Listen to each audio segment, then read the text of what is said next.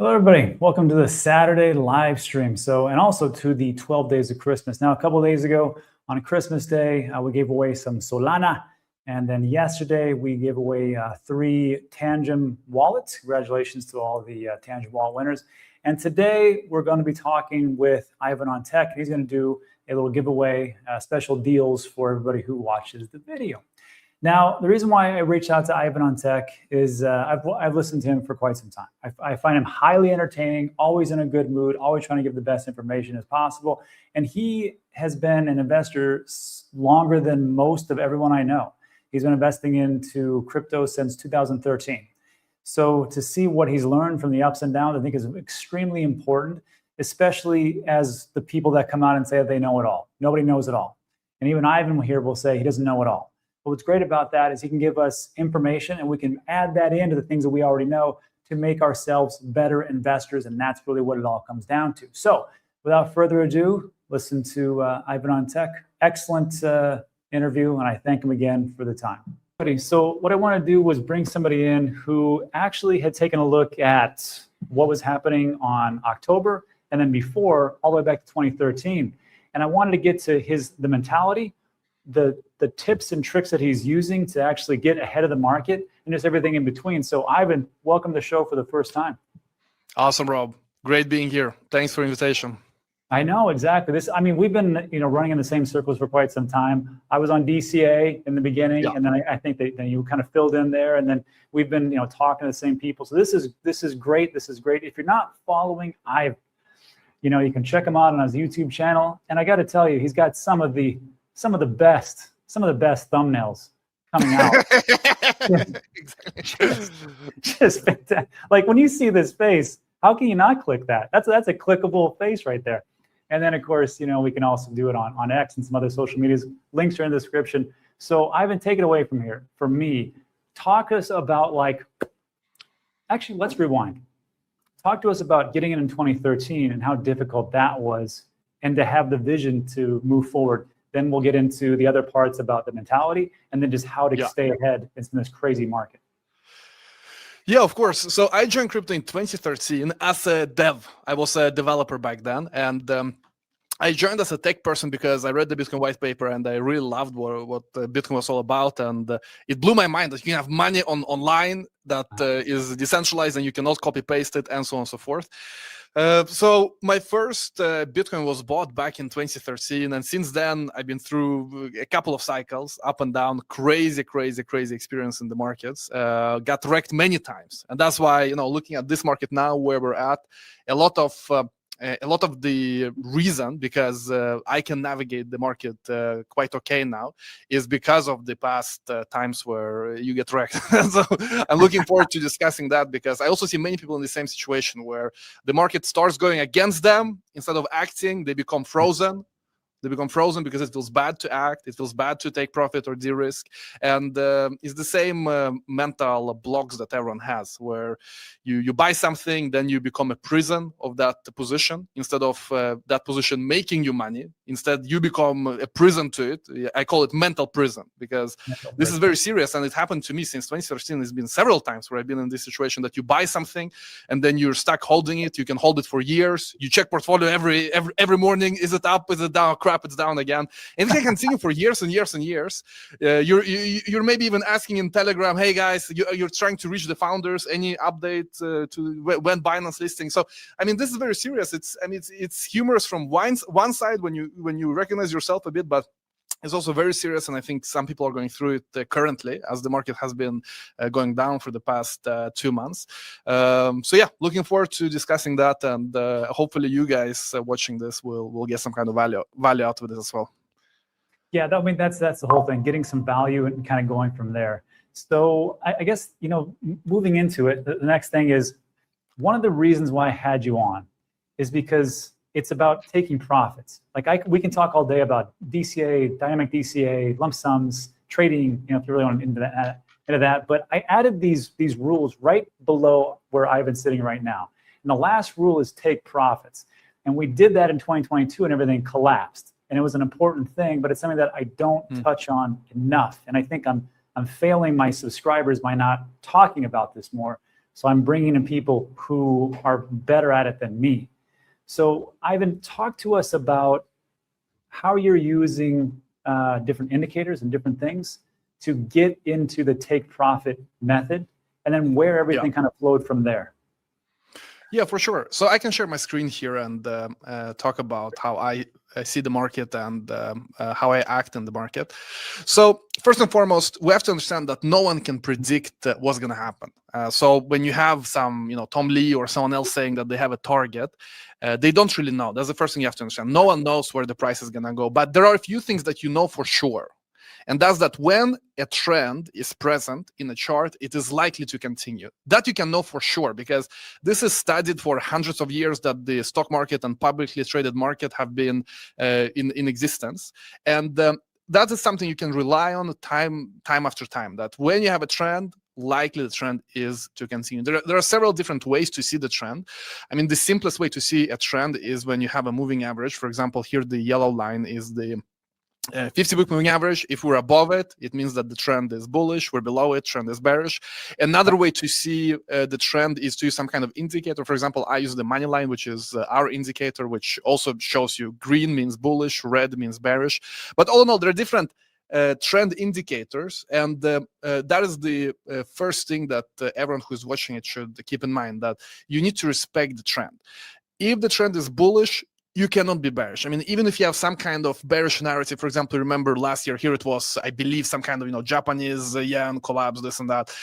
There's always something that makes the price down. But as long as we're bullish, in this case on the money line, which is green, or another way to see the trend is that we're above the 50-week moving average for Bitcoin, you should remain bullish. And so the trends, they don't last forever, of course. While it's more likely than not that they continue. At some point they will end, and that's what we saw here in November for Bitcoin, that it went below the 50-week and then also turned red on the bearish on the money line. And here's where you have to adapt your portfolio. It's very painful for many people, especially because they're not used to this thinking in probabilities, that no one knows what the price is going to be, but you can use the trend, for example. And when you have the shift of the trend, the important thing is to start shifting towards, either cash, or if you want to invest in precious metal or anything else. I mean, basically, you don't want to be holding bearish assets. You want to be holding bullish assets. And so that's the lesson number one that I think everyone should keep in mind. Just learn what the trend is and keep it simple. Don't overcomplicate it. I mean, people have so many different ways to overcomplicating things for their own demise. I mean, just recently, instead of just following the trend, respecting the trend, people look at global M2. People look at now the latest is ISM. That ISM chart is gonna come up and we're gonna pump. And there's always something. Now, I mean, the most recent one is that on December 26th, there's going to be option settlement, option expiry, and then we're gonna pump. So, I mean, there's always something. But the thing is, why you make it so complex? Because let's look at the macro. I mean, people love macro, and macro obviously affects, but you cannot trade based on it. You cannot. You can only trade based on price. Global M2 worked until it stopped working, and it will work eventually. But here's the problem. In macro, when you look at macro charts, let me share this tab instead. When you look at macro charts, they can be disconnected for months and months and months. And you see, here I have a few altcoins which are supposed to be kind of blue chip. It's like L2s, Optimism, Avalanche, Celestia, like L2s or other quality projects, so to speak. But you see, if you are wrong for 1 month, you're losing between 20 and 50%. You look at 60-day, a lot of them lost between 30 and 70%. So the problem with overcomplicating, looking at headlines, looking at macro, looking at global M2, and there's always another macro chart. I mean, that's another problem with macro. There are like a million of macro. You can look at inflation. You can look at S&P divided by inflation. Like there's endless. And so if you are wrong for, let's say, a few months, you could lose up to 70 to 80% of your portfolio if you have altcoins. I mean, that's basically what I just showed you. So instead of relying on headlines or macro, rely just on the price, because the price is telling you what people and traders and investors and whales are doing before they make a headline, before they make news, before it's public. And even if, let's say that you believe in macro, I mean, I believe in macro, but I don't trade based on macro. Macro at the end of the day will be reflected in the price. I mean, if global M2 if we are to catch up with global M2, Bitcoin will turn bullish on the price chart. If ISM will pump us, Bitcoin will not go to $1 million without first being above the 50-week moving average and being bullish. So that's the main lesson: to keep it simple, to keep it to mainly look at the chart and respect the chart, and then put macro, ISM, like everything else, as secondary, because it may or may not work. And and here's another important thing: if it works, but you're 6 months, it doesn't work for a few months, but then it starts working after 6 months, it's still very, very bad, because you're going to be down 80, 70, 90% in your altcoins anyway. So that's a bit of a summary of how I trade, how I prefer to trade. And then the final thing is that you never know. Like, everything is probabilistic. Everything's probabilistic.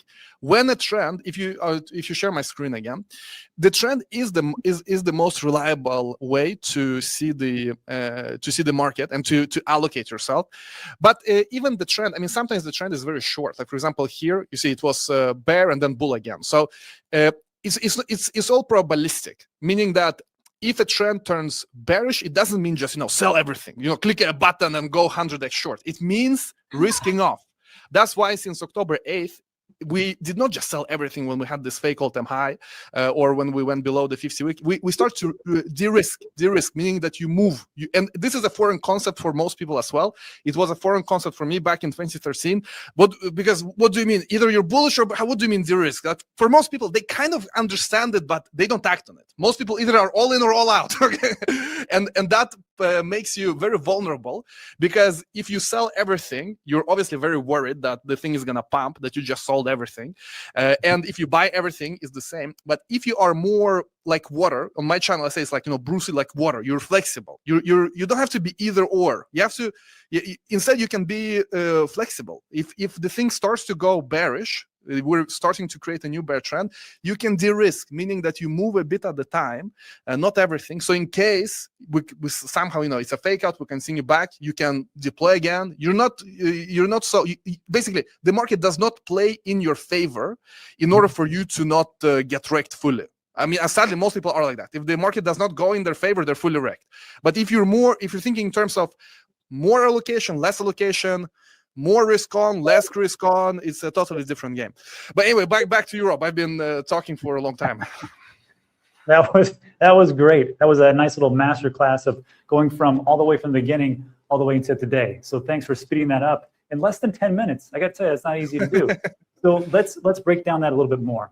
So first of all, like you said, simple. I believe everything should be simple. It's like Albert Einstein said, everything should be made simple as possible, but not simpler. And I think some of these things that you're talking about make a lot of sense. Now let's talk about, when you talked about the de-risk aspect of that, and you talked about the 50-week moving average, and then getting from, and it's a thing, there's a dichotomy here between a separation of ideals, which is, are you bearish or are you bullish? Because if you're bullish on X or YouTube, you're a godsend. But if you're ever bearish, you're the worst scum piece of the earth. Exactly. Because you're dumping on people. Talk to us about, again, that moving average and when it changed, and then how you actually, no, not how you would do it, but give us an example of how someone could de-risk and get into bullish assets when things aren't bullish at a certain point. So three things. Yeah, so let me give you a clear example how I acted on YouTube and also in Bullmania, our private group, and so on and so forth. So if you share the screen again, so as you know, there is never a point where it's 100%. You become like a messiah and you see that now it's gonna go down, so you sell everything like a freaking god. Like that's impossible. That's impossible. Okay. But there are a few things that you can notice. So, for example, on October 8th. I officially became conservative. Why? Because we did have a fake all-time high, and just on a lizard brain animal instinct, I've also been wrecked many times by being bullish on an all-time high that then goes down.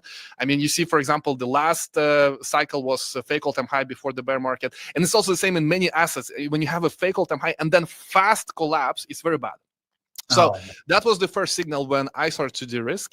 Then the next a signal to de-risk was when we were below the 50-week moving average. So here I was at around 50% out of the market. Here I started just a bit, pulling out 10%, 15%. And just because, see, technically we're still in a bull trend, but just pulling out 10%, 15%, now it gives you freedom to act. I mean, that's the most important thing. Most people, they're frozen. When things go against them, they're frozen and they start begging and it feels so bad. And, you know, and then it kind of recovers. But then, of course, it's a dead cat bounce, and so then they get crushed even more, and then you hold down all bear market because you're frozen. You're like a deer in the headlight. You don't know what to do. You're a rabbit that sees a wolf and you cannot even move. And that's totally natural. Like, I'm telling you that because I've been there myself. I mean, I've been there myself since 2013 countless times. So when I see a signal such as fake all-time high and fast dump and then below 50-week moving average, I just know that the risk is so high, like the price to still be bullish, it's not worth it. And so it bears to de-risk. And now I'm at 30% allocation, which is the long-term hodl, which means that this is just, you know, for ideological reasons, I don't want to be out of Bitcoin. So 30% is my long-term hodl throughout the cycles that I hodl no matter what. So this is where we're at currently.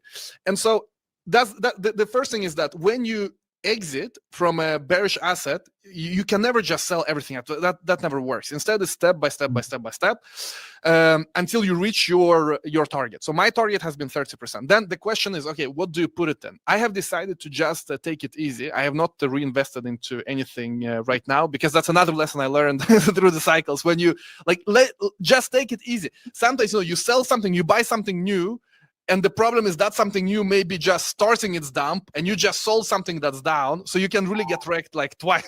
So that's another lesson I learned through the years. Just take it, like, you know, having cash sitting around. In the past, I felt, oh no, but it's, you know, it's wasted capital. Capital should work. It should not be wasting time just sitting there. Now I've changed. You know, let it rest. When there is a big opportunity, you can act on it. But in general, where to deploy capital? Say you exited from a bearish position, where you want to be deploying in bullish trends. So, for example, as you probably know, you look at gold, you look at silver, you look at anything.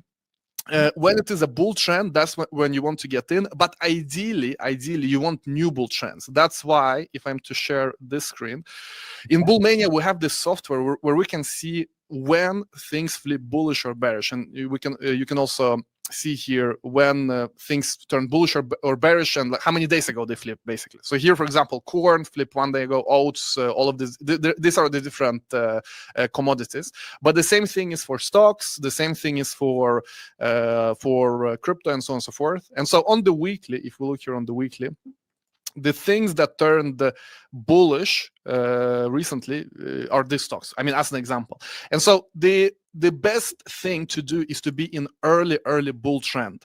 And so looking at gold right now, it's not an early bull trend, but it's still bullish. So if you like gold, you want to be in gold, I would go on the daily and try to catch the next new bull trend. So currently on the daily, the bull trend is going on since November. I mean, at some point it will be a bear trend, and then you can try to catch the new bull trend. So all in all, you try to be in new bull trends.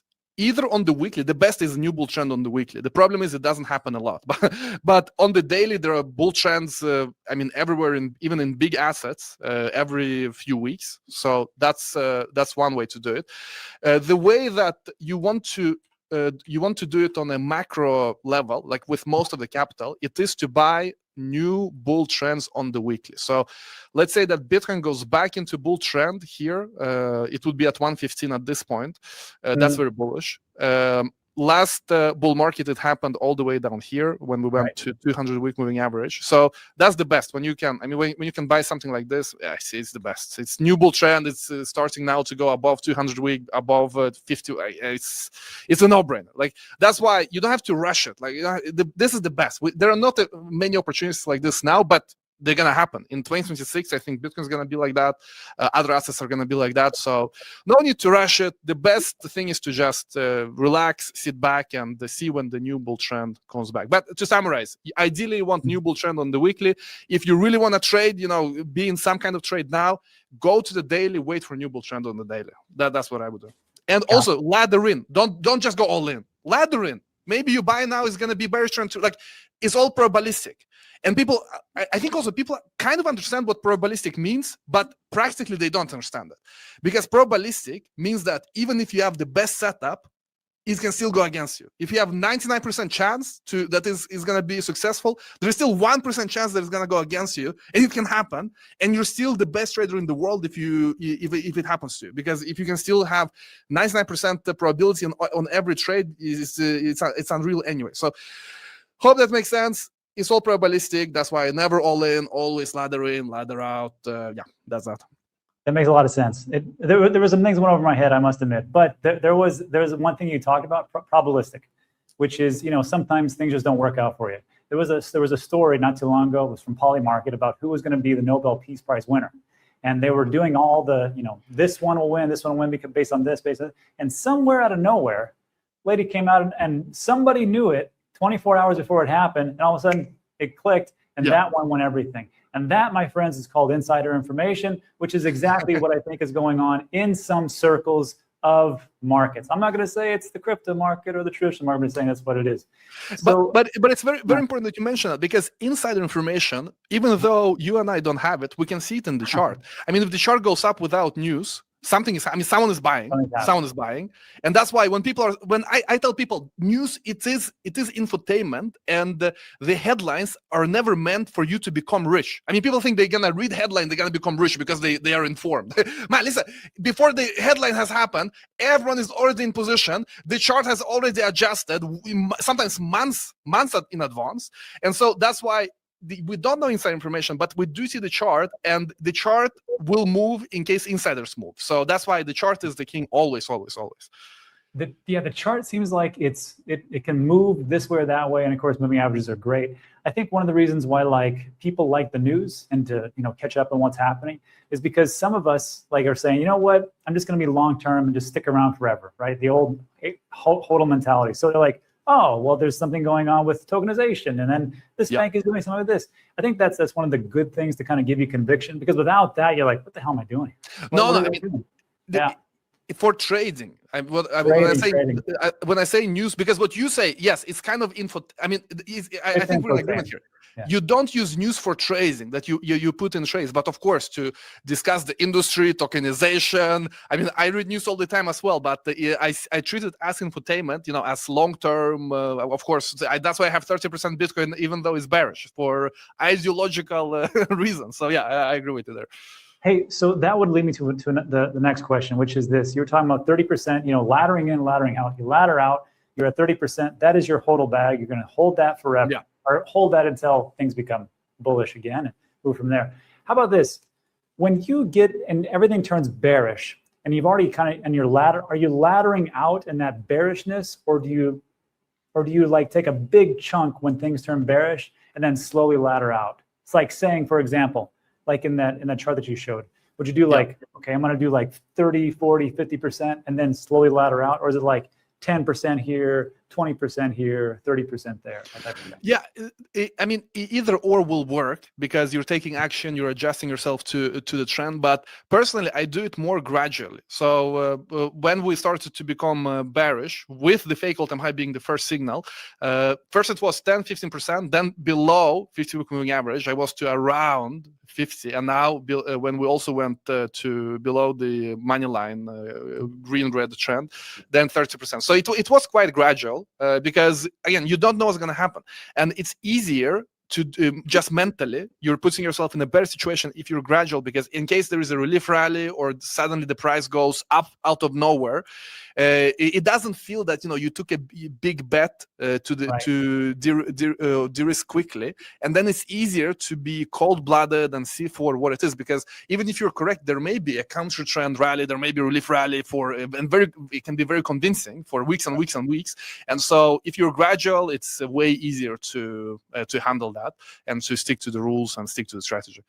Yeah, that's a tough one, but yeah, I think if you do it, it's just like everything. It's like working out. You don't want to work out and exhaust yourself to to where you have rhabdomyolysis and everything's breaking down. You're like, hey, I got to actually do it and just kind of do this gradually. So we're kind of going a little late, but it's great information. Let's finish this up. There's two things which will lead to it, which is, why is it that, and you talk about this, the 50-week moving average. Why not just do like a 14-day moving average, or a 14-week moving average, or a 30-week moving average, or a 100-day moving average? And what is the difference between, like, say, like that, which you just showed us, and what you would call the money line, which is over on your site? That's a kind of a loaded question, I know. Let me share this, if you share the screen here. I mean, all in all, the best thing is to backtest. So with the money line, it's backtested, and it's all about putting the algorithm in a position where it doesn't know the future, and then we can replay the past years, and that's how we have developed it. So the money line is, I would say, trend indicator on steroids because it is backtested. Also, you have a bit of a macro view as well with the interest rates and so on and so forth, what's happening. So you can kind of combine both macro and the price trend, although price trend is always number one, and then macro and everything is secondary.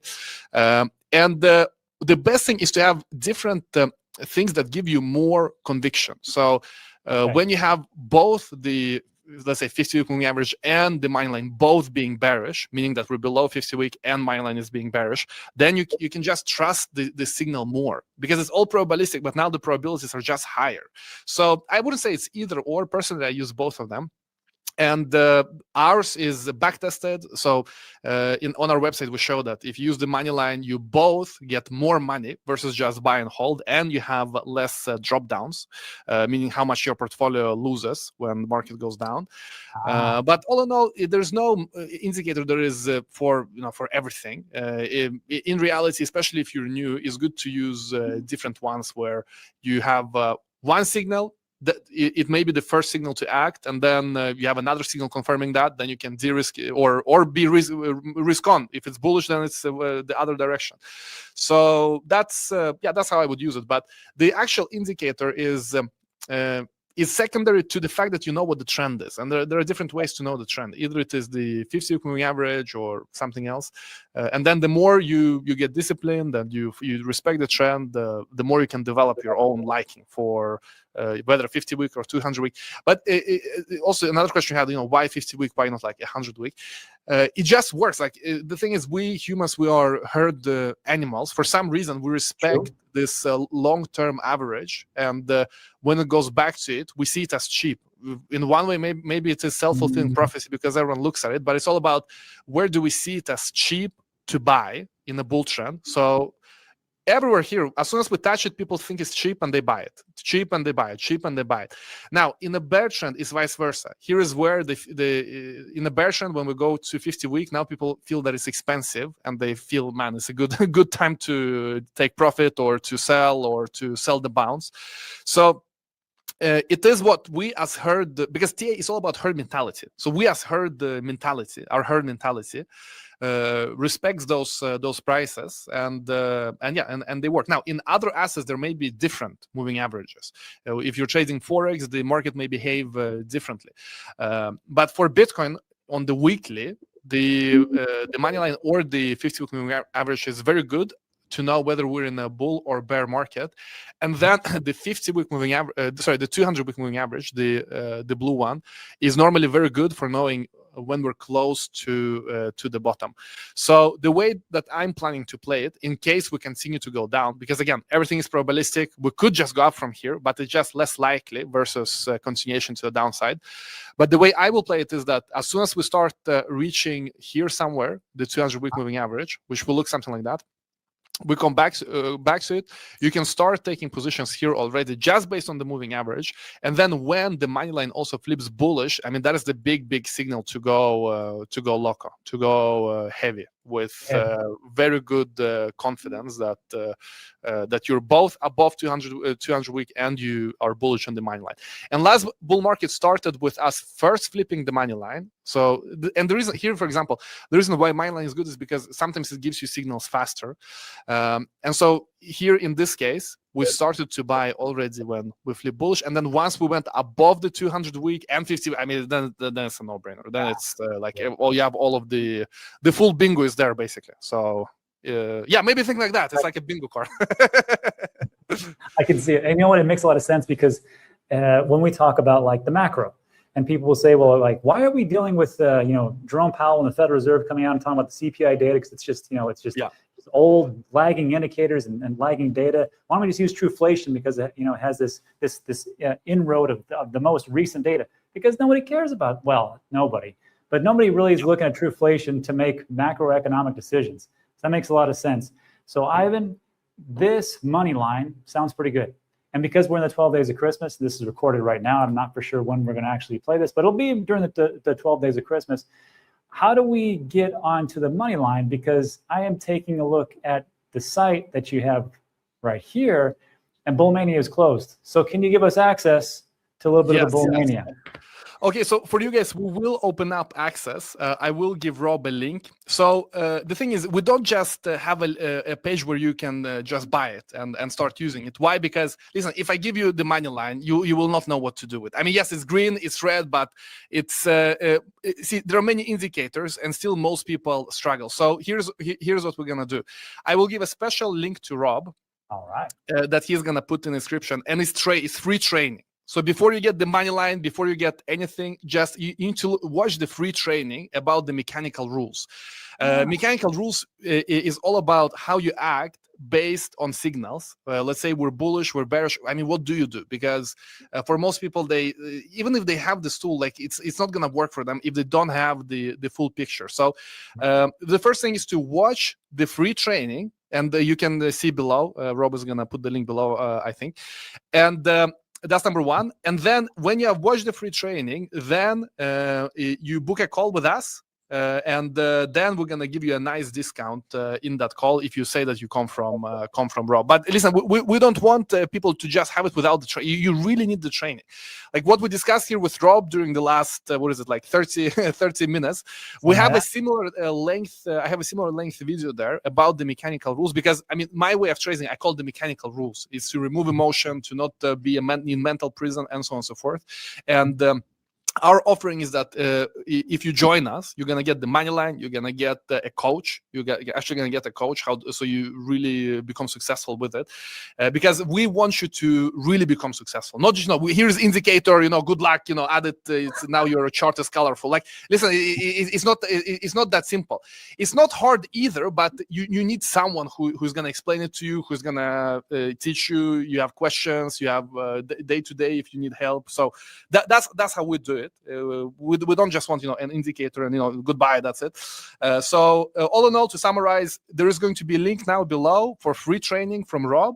Watch it fully, then there's going to be book a call, and in the call you tell that you're from Rob. You're going to get nice discount, you're going to get onboarded, it's going to be great. So yeah, hope to see you guys in the program.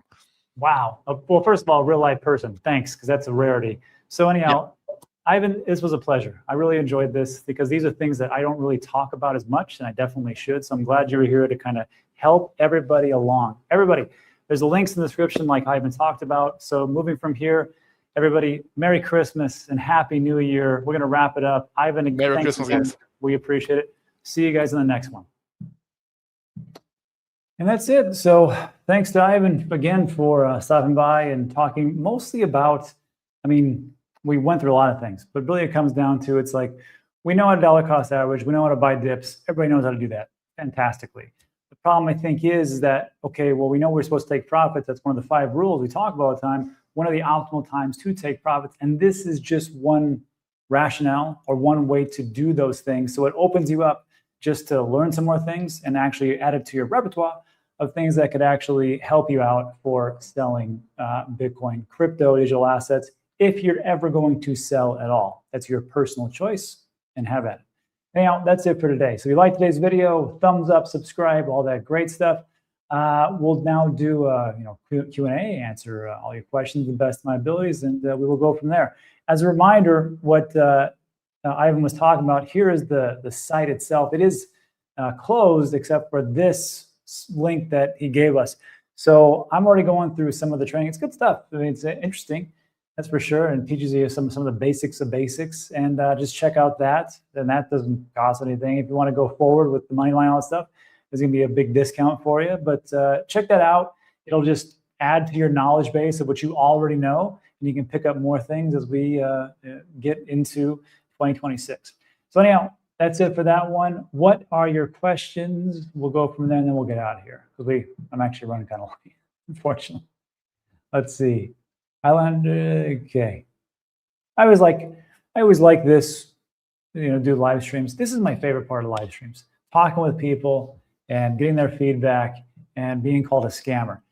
This is the best part of doing live streams. And actually just putting yourself out there. It's kind of fun sometimes. So like I asked Highlander, we'll give us some examples of said scams. I'm not going to say that I'm absolutely perfect. I think we've all known that everybody makes mistakes along the way. And of course, that's why the rules that I have now are based off of 2022. Everything collapsed, but yeah, always a good one. Anyhow, Luke has a good comment here. And he says, the issue here is, talking about getting more into technicals and moving averages, is that by doing this and teaching people this, it's talking people out of dollar cost averaging. Use risk management and dollar cost averaging. That's it. Stop all the money line nonsense. That's one way to look at it for sure, because people would say, well, now you're just trading every day. Now you're a scalper. Now you're trading on the hour. Now you're going leverage. Now it's like a slippery slope. This isn't crack. Well, I take that back. And maybe for some people would be heroin if they go down that line.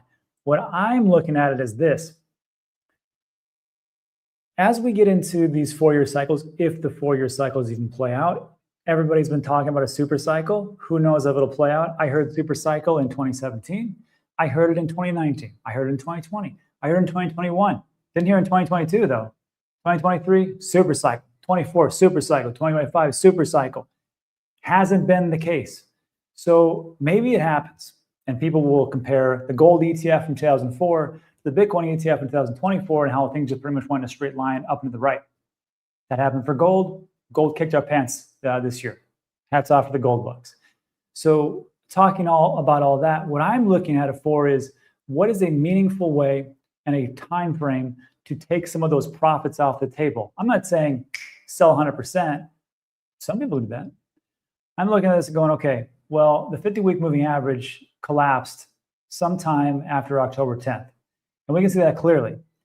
At that point, when Bitcoin was at 110, 112K, whenever it actually was, maybe that would have been a good idea to take 10% off the table. Because if you would have sold at 110, I know people will say, well, Michael Saylor says never.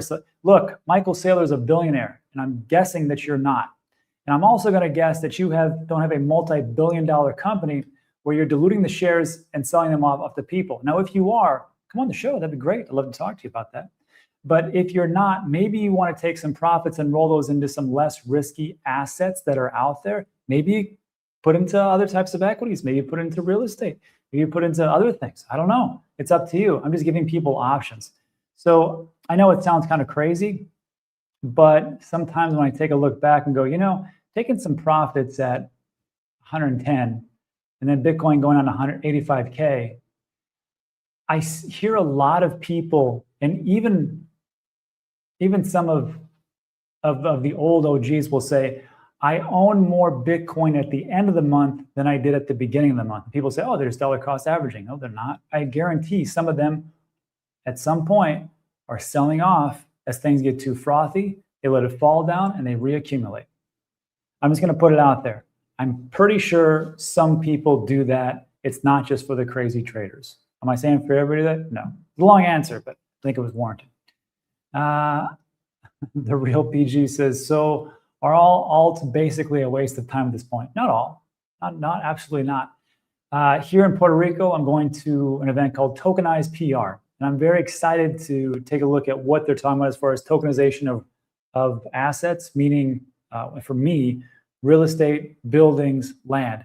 The tokenization of that, I think, could be a very big boom.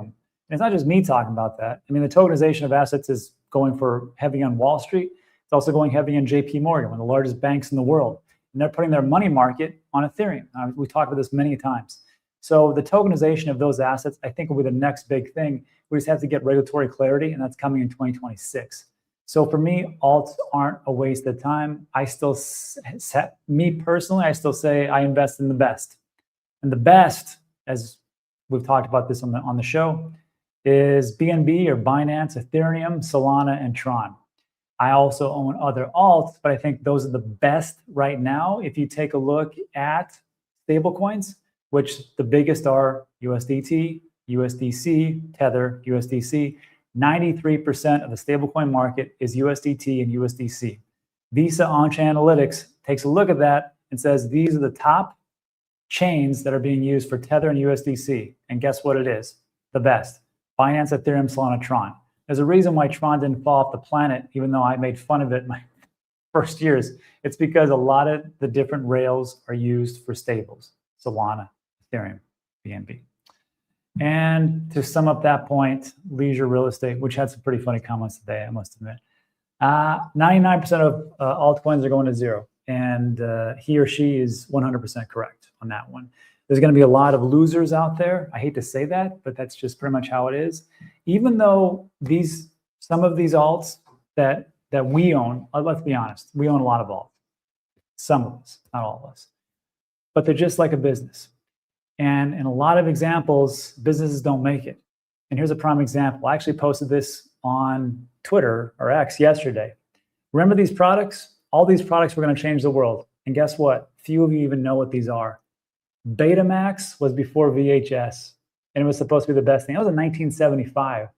That essentially was the CD before the CD. No one talks about it now except to reference products that were way ahead of its time. Translation, some of your altcoins. And failed miserably because adoption didn't come in. And you could have a plethora of different reasons. There's one thing called an Apple Newton. I have no idea what that is. Ahead of the curve, it looks like the original iPad or something. Google Glasses, remember those? Those are supposed to take off. No one uses that stuff. Remember this thing called a Segway? Segway was supposed to be the future of transportation. Everybody's going to use those in the big crowded cities or even the residential areas. Guess what? No one uses that trash. It's not trash. I shouldn't say that. Then Microsoft Zune, like the competitor to iPod in 2006, nobody uses a Zune. And it's the same thing across that. Small businesses, altcoins. They're going to fail because they're just like a business and there just isn't adoption. And there's massive amounts for it. First of all, it could be timing. Second of all, it could be miscommunication. Third of all, it could be poor marketing. Fourth of all, it could just be poor financing. And then, of course, there's a whole host of reasons. So for someone to make it is very rare. And that's why this is all speculation. I hope that made sense what I just said, which is why I think everybody should take profits. Like I said right there. Holy smokes. Echo Lee.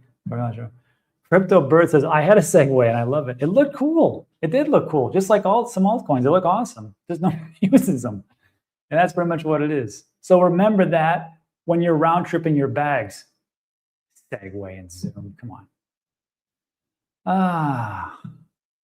Now we're gonna. This is gonna be the Segway channel. Segway was cool to some noob at an accident once. It blew up. The media pushed the narrative. That's okay. They say the same thing about Tesla. Anytime there's like a car accident, they always, swarm on the scene and say it blew up and it's Tesla's cars are junk and blah blah blah. Wow. Let's see. Any other questions besides Segway and Zunes for crypto? So that'll be good. That's true. Paul Blart, the mall cop, did use it. I think that was the only time it was cool. And that's it. So everybody, happy holidays, Rob and Ivan. Merry Christmas and Happy New Year to everybody. So that's it for today. Tomorrow we'll do a show with my man, Jerry V. Hall. So remember, links in the description, everybody. I got to get out of here. I'm late. Thanks so much. See you on the next one.